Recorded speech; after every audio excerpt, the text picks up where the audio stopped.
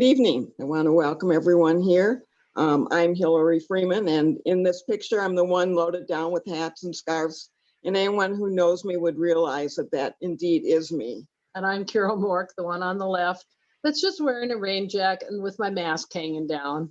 So first of all, we want to start this evening thanking a number of people.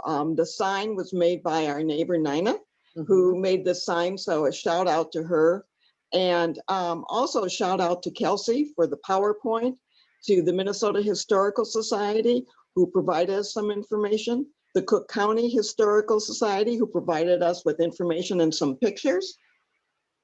As well as a presentation that we heard at North House by Robin Kemmerer, who gave us a new way of thinking about land, which was really helpful. We also want to thank the folks who ran the course on North Shore Lost Forest, Mike Rickenbach particularly, who got us going on this project by giving us our first assignment that said, find out a little bit about your land. What is its history? So next slide. Next, Kelsey. There we go. Okay. One of the questions as we start out with this land is that we are part of the 1854 ceded land. I think I would use the word stolen land. And it's really framed a lot about how we think about what does it mean to live on land that was taken? And what is our responsibility to the land? And how do we think about this? Then we also, as you read in the headline, the difference between a native understanding of land as gift that can be received with gratitude versus a more white understanding of land as a natural resource. Here we live on our little 5 acres that was originally part of an 80-acre area that was originally part of that entire Arrowhead area identified on the map as 1854 ceded land. What does it mean for us to be here on this land? How can we tend to it? How can we steward it? And how can we look toward the future of that land? But in the meantime, how did this land get to be to us? Okay, next.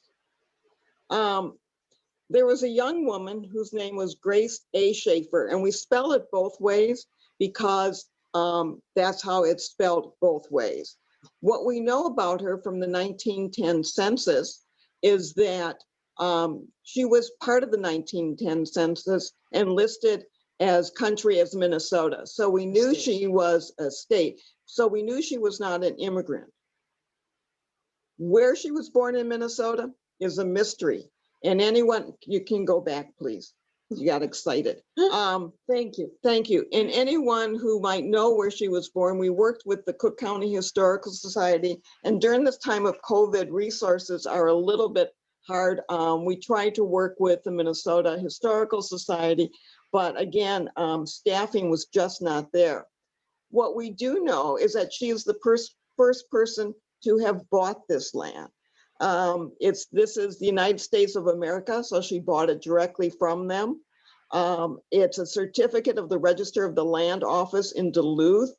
And according to the Act of Congress of April 24th, 1820, entitled an act making further provision for the sale of public lands, and therefore, and so it lists where this land was. It's the west half of the southwest quarter of the Section 31 in Township 62, north of Range 3 east of the 4th principal meridian. And actually you can, and it contains 80 acres. And if you go into a more detailed map of, if you go into a more detailed map of the Arrowhead area, you can actually find this. So this is her buying this. This is a photo of the patent.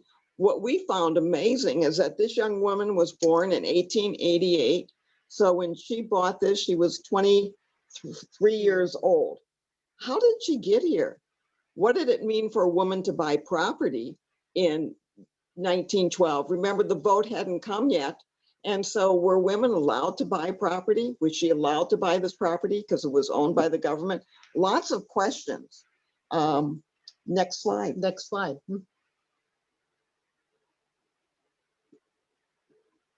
There we are. So what there are interesting things about this is that notice the price of the land, 80 acres for $200. She took a mortgage from Cook County State Bank in 1913 at 10% interest, and it was a 2-year mortgage, which she subsequently paid off. But it's just interesting that this single 23-year-old woman was able to buy 80 acres of land for $200 and get a mortgage on her own through the local bank. We find that really fascinating and would love to know more about her story. How did she get here? Why did she come? Except for the job, of course, as a teacher. So anybody who knows anything about this story, we would love to hear from you. Okay. Next slide.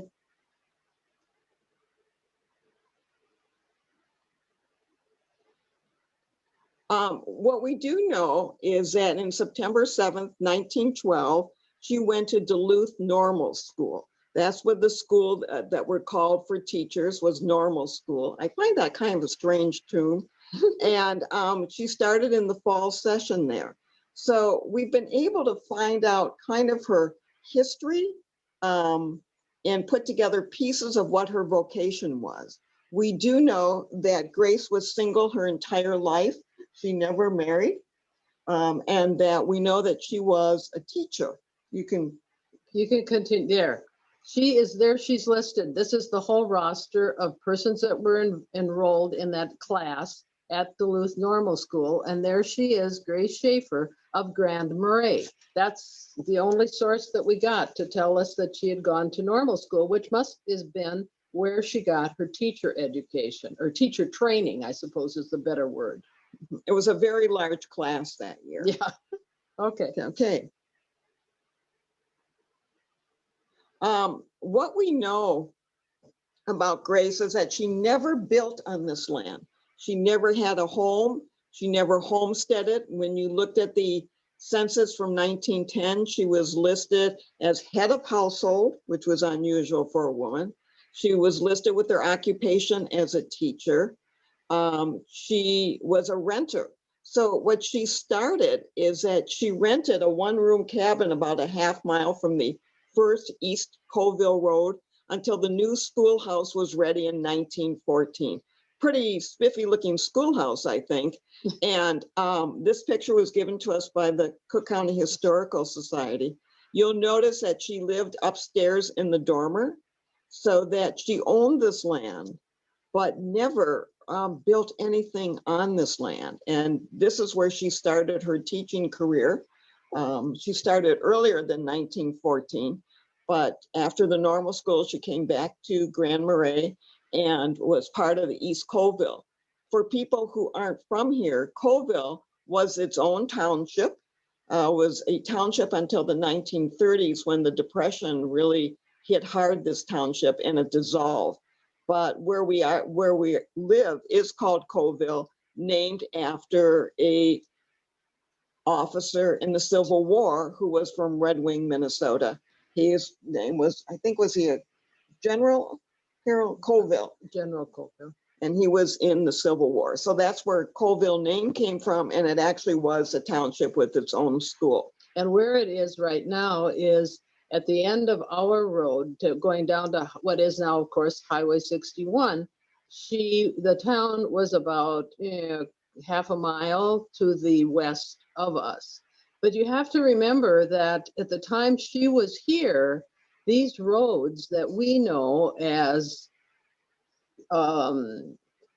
Kelly Hill or Bloomquist Mountain or any of these roads that are back up in here, what I read in one place was that it was just a single trail that came up from the main road, which now, of course, is 61. And anyone who came off the steamer, we think this is probably how she got here, came off the steamer, the America, there was a dock not far from Kramer. So if she got off on that dock, I know there was one in Hovland, but there was a little one here that a farmer owned.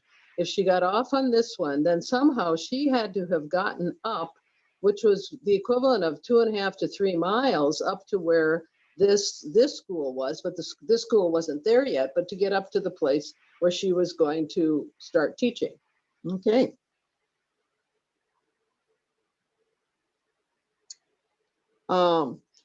Just so we have it historically noted that the issue of taxes in Cook County is nothing new.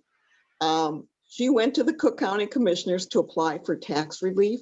So anyone sitting here should be able to smile and think this issue of taxes is really a very old issue. And this comes from the Cook County Herald. Upon motion duly made and carried, the application of Grace Schaefer and several other for reduction of assessment and abatement of taxes for the year 1914 was recommended to the Minnesota Tax Commission for approval. So that taxes have always been a taxing issue for residents here. I won't make any No more. more, no more. You can go on. Okay. Then in 1916, we found a little story in the Cook County Herald that indicated that she was starting a kindergarten school in what was called the Douglas Building on Broadway. And then it's noted that she had specialized in kindergarten work and very successful at creating much interest in the minds of the little children in the instruction that she was giving them. And this was a new deal to start a kindergarten in this little village, and it should definitely be encouraged. Love that little story. Yeah, I just think it's really interesting to think about, Grand Marais is of course referred to as a village then, and that kindergarten in 1916 that was brand new. Our local school does not supply at the present time. When she talks about local school, I don't know if she means in Colville, if she means in Grand Marais proper, but just to think about what a pioneer this woman was about the ability to come out here and start this is just an amazing thing to me. As a single young woman. Mm-hmm. Okay. Then she left to Eldridge, Minnesota, where she will teach For the next year. Yeah, for the next year. So it keeps track of where the teachers are going. So we find out that from here, she stays up in the northern quadrant of the state for a chunk of her career. But now she's off, and why she left, I don't know. And what enticed her to leave this land, I don't know. Well, she didn't leave the land. She kept the land, but she left the neighborhood, so to speak. So to speak. Okay. Okay.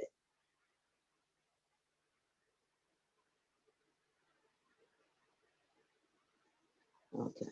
Then she went off, after being in Eldridge, she went to Northome to teach, but apparently she took the steamer back from, I don't know where she went, from Northome, and came back here to this area where she spent the summer. She got, as it says here, she arrived on the America on Sunday and expects to spend the summer here. She's been teaching in Northome the past school year. So all we're getting is these little tiny snippets. She was here, she was there. She came back home, however, and there's more. I think this is the time when she goes visiting. I think she does. Okay. And that also made the newspaper. Yes. Okay. This Miss Clinch and Miss Christina Clinch and Miss Grace Schaefer spent the weekend with Mrs. N.J. Bray of Hovland. I don't know if anyone who's listening tonight knows any of these people, but I just find it's really interesting that in most small towns, you do know who went visiting where. So off she went for her summer visit. Let's take a look. Here is Here she is. She is the woman, if you can see the second row right there. That's she. That's Grace Schaefer. She looks rather stern. Severe. And she has this very high buttoned and this pin. So at this point in her life, it's about 1920. Yeah, she came back that summer. And so she's about 38 at this point in her life. So has come back, is visiting with friends, quite a formal visiting presentation. I'm going to feel like the next time we're all allowed to visit with each other, I might just dress for the occasion. With a white shirtwaist Mhm. and a cameo pin. Okay. Then she became in 1920, September 8th. So she came here this summer, and then she became a substitute teacher for a while for the Kramer School. I'm not sure that I know exactly where the Kramer School is, but she was a substitute teacher for the 5th and 6th grade. So you can see it lists all the local school opened Tuesday with an enrollment of 137 pupils. That's a lot of students when we think about it. You're just seeing if I can keep up with Keep up with you. I think that obviously teaching has been her passion and her career. And, you know, one of the questions that I keep wondering is why did she keep moving between school districts? What was it that had her going back and forth? And when she was here for a short time, where was she living? And because clearly she never built on this land. Okay, Okay. now we can go on.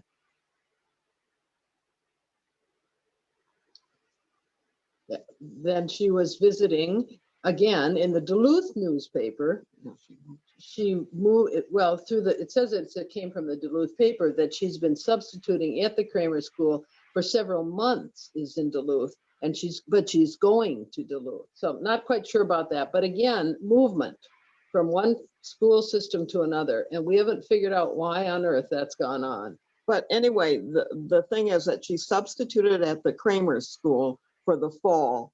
And then in December, she went to the north of Little Marie on 7. So Thanks. that's where she is. So again, she's going in the circle of this whole area.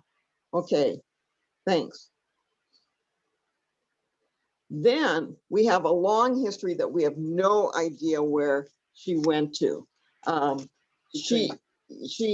We do know that in 1947, there was a small printing company called the Colwell Press Incorporated in Minneapolis, and she wrote this book, Legend of the Moccasin Flowers and Facts about the Minnesota State Flower and Other Members of the Orchid Family.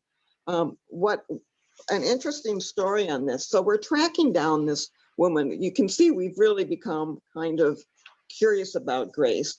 And one of the things is that there was a book written by a woman named Grace A. Schaefer. And I thought, well, I wonder if this is the same Grace A. Schaefer here. And we actually tracked it down and found a signed copy at Dinkytown Books in Minneapolis.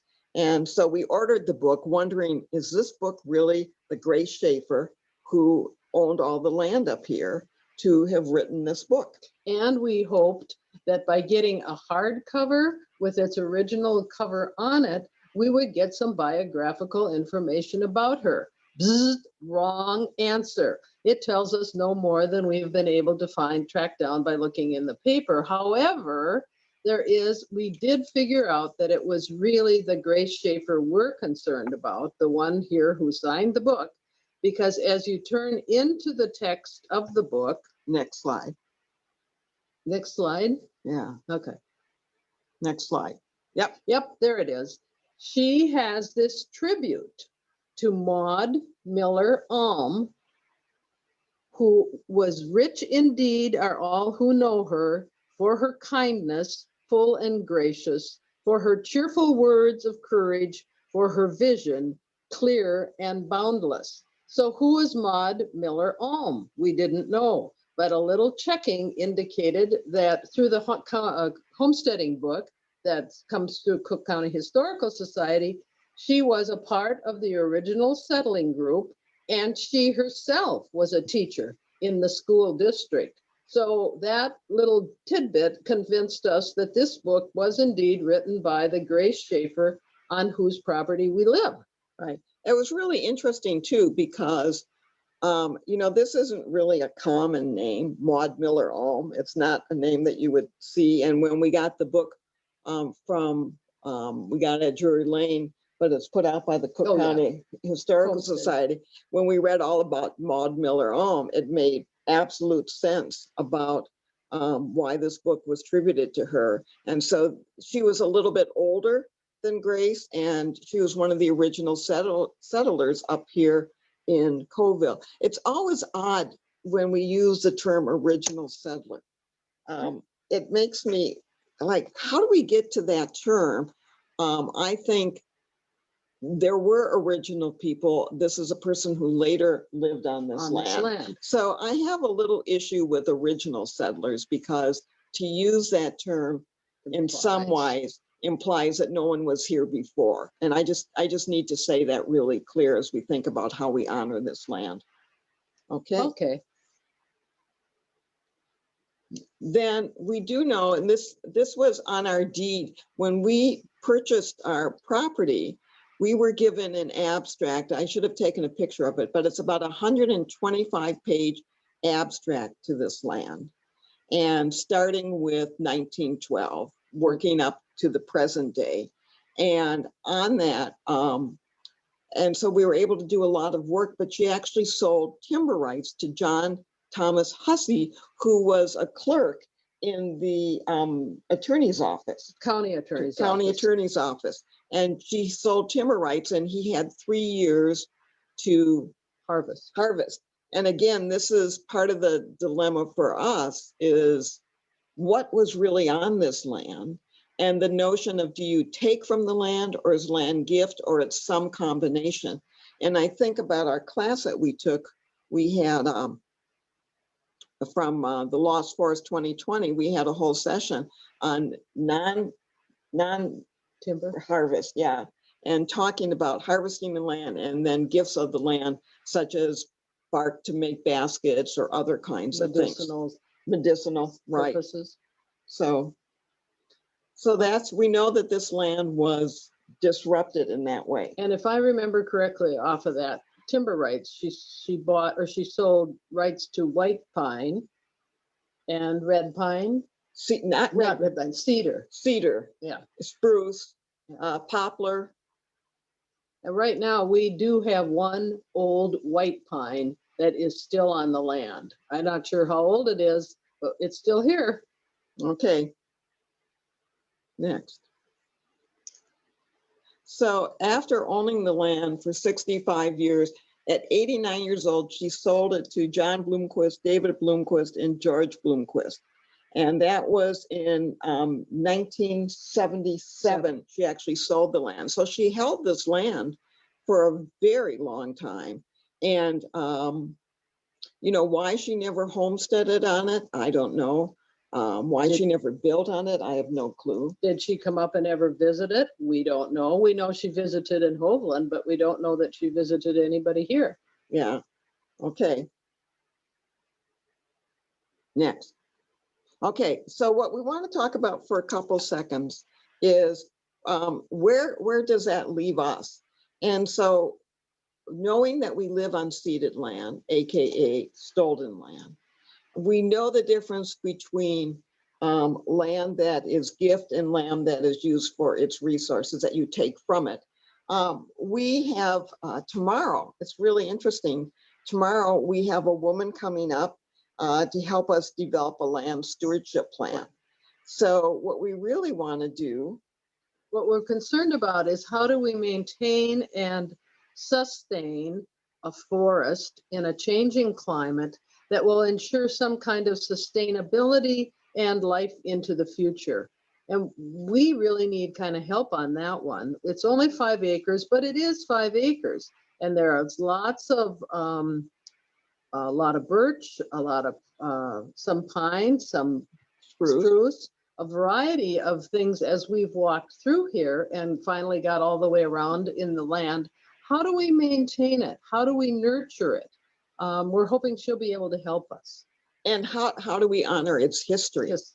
One of the questions too that we have just started to think about is if we put time into honoring the land and honoring its ancestors of the land, then what happens to the land after we go, after we die? And that's a question too that we're starting to think about, talking to the Minnesota Land Trust and also maybe to the Nature Conservancy, so that even though this isn't land that has historical or unique geology features, it's still land, and land is a gift. I mean, we see the gift when the sun rises. We see the gift of the deer here. I want to put a sign. I don't mean to offend hunters, but and I have my issues with deer, and I have my issues with grouse and bear, but I want to put a great big sign that says, you know, if you leave these 5 acres, folks, it's not our responsibility what happens to you. But it is a way for us to think about this. Well, and part of the thinking about the future also is to maintain this for all the wildlife that we do have. Granted, we've got a lot of deer that wander through here, but we also have fox, and we have a bear that comes by, hasn't come lately, but had been coming by, and many other kinds, including Pine a marten. pine marten that wanted to come in the deck door just the other day. But we think he ate the chipmunk that we haven't seen. That's what we're afraid of. But, you know, we do live in the woods, and that's their world, and we live in our house, and we don't want them in here, but we can all mutually coexist. It's just fine. So that's a story of Grace Schaefer. It's a story of the land. It's an ongoing story. It's got a past, it's got a present, and we're working on helping to think about the future. And I think I'm just kind of amazed at a woman in 1912 who journeyed up here. I mean, this isn't in, you know, the lap of luxury up here. And 1912 was surely not the lap of luxury. And to be an independent single woman, there's a lot Coming of out on your own. coming out on your own. There's a lot of respect to have for her. And also, I wish I knew more of the prehistory of the native tribes who owned this land. The land. So we promised to keep it to a half hour, and we were very good because Kathy threatened us. Well, we have and any in the questions? chat too. Yeah. So if you guys want to take some, Sure. did you do any research on the ancestry of Grace, like where she came from or who she was connected to? We tried in a variety of ways using census reports and as best as we could. I think the best resource we would have would be the Gale Library at Minnesota Historical Society, but of course you can't use that right now. And when we were doing most of our research, they were so short-staffed because it was closed. So, but I think there are more ways maybe that we could kind of help to track down. But no, at this point, we couldn't even find, for example, an obituary, which might say she was survived by a brother or a sister or whatever, but we found nothing so far. And we also worked with the Cook County Historical Society, who at least we got a few of the pictures from, but they didn't have any files on her either. So it's one of these mysteries. That's awesome. So somebody asked, Kramer is north of Little Morays on 7. So maybe they're just wanting some more directional about where the Kramer is. Okay. Do you have any other pinpointing that they could be able to say where your roads are, like where the directional, like Oh, okay, sure. So Kramer from here, if it's in Little Moray, it would be about 45 minutes south of us And west. and on west 61. on 61, where 7 comes in. It looks like 9 has something too. Oh, Yeah, okay. and then we have somebody that asked, and I think this is just going to be your opinion. So is the southern part of Minnesota procured legally? They're asking legally in quotes.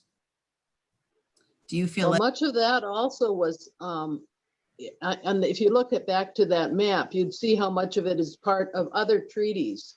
A treaty of the ceded treaty of, I can't give any specific names right now, but much of that land was also ceded. I think one of the things that I could do is give a shout out to Cook County Higher Ed. Did you record the piece on the treaties? Because we watched it a couple weeks ago. Last week we watched it. So that will say a lot more about that. And I also think if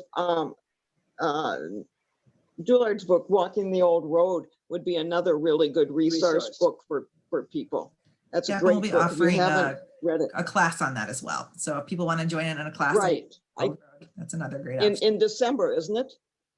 November, we're doing the first session and then there's a follow-up in December. So you could go to one or both. One is going to be an introduction and the other one's going to talk a little bit more about now and also what your discussion is out of reading it. I also want to make a note that on November 19th, the county is doing a live streaming of a presentation by the Reservation Tribal Council member and a Grand Portage elder. And that's going to be called Undoing Racism. And that's in the chat, but I'll also send that out to you as an email to everybody that is attending tonight. There's also some questions Great. about the land. How many people or residencies now live on the 80 acres that once belonged to Grace?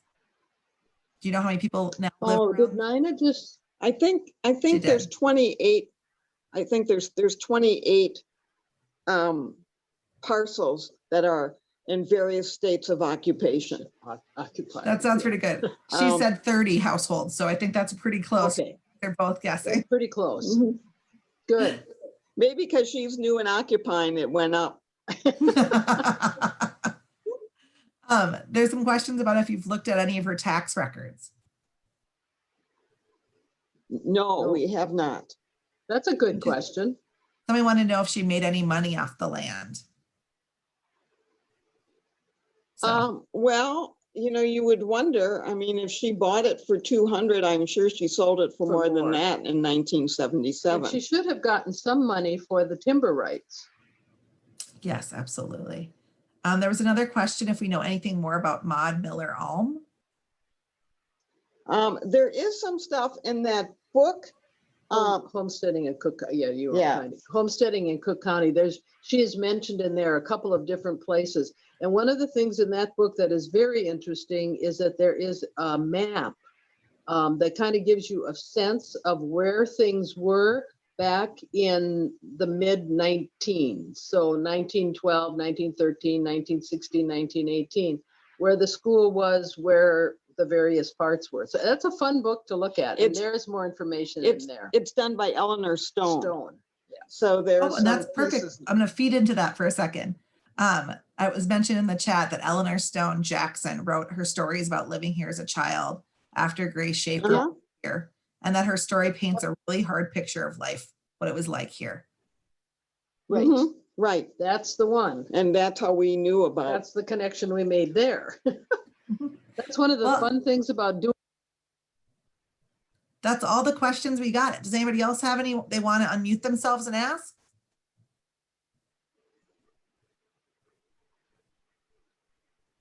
I'll give you another second or two, and I'm just going to invite everybody to have a little bit of community and say thank you for our quick, fun presentation by Carol and Hillary. It's just so fun to hear this. Thank you, Carol and Hillary. Thank you very Chat and much. have- Oh, thank you all. for Thanks, being here. Hillary and Carol. Appreciate it. Thank you. you. We enjoyed it a you. lot. Thank you very much. This was awesome. Oh, hi there. Thank Thank you. you. Thank you. And you're welcome to hang out a little bit and talk if you want amongst yourselves. That's always nice community if you'd like. Okay. Great. Thanks. Thanks so much, Kelsey. Thanks, I Carol and just- Hillary. That's great. You're welcome. Thanks. I just also want to put a plug in is that's a great nonprofit to support. So I just put my plug in. Kelsey didn't ask me to do that, but it's one of our great assets of our community. Well, thank you, Hillary. And we've been very lucky because Carol served on our board. So we are one of those people that get blessed to have you guys service in many ways. And I do want to Great. never heard about the project that you guys did with doing the research on your land before you guys brought it up. And I'm excited to see if other people now know more about it and can do it in the future. And the stories, Yeah, that- Great. Great. That's, yeah, Right. just telling stories about the land. It's great. Okay. Okay. well, as you guys hang out, does anybody else have questions or anything? There's a good share of people still here. I think you already gave the answer to this, but I missed it. What spurred you on in the very beginning to do this? What spurred us on was a homework assignment given we took a class called North Shore Lost Forest 2020. That was a collaboration between the University of Minnesota Forestry Extension, North Shore Forest Collaborative, and Sugarloaf. And our first assignment was find out the history of your land. And Okay. so we did, and we didn't realize the journey that it would send us into, but it sent us into a very long journey and really helped shape the rest of the class for us. It was about an 80-hour class. So we're still working on it because we can't find enough information. So that's pretty fun. And they do offer it, I think, every year. So if you missed out on attending and you want to do it for the future, they should be offering it again. Right. Yep. It's a great class. And we did just have a presentation by North Shore Forest Collaborative that had everybody talking about how to be restoring the coastal forests. That is on a recorded section of our programming at myccag.org. So you're welcome to check it out too.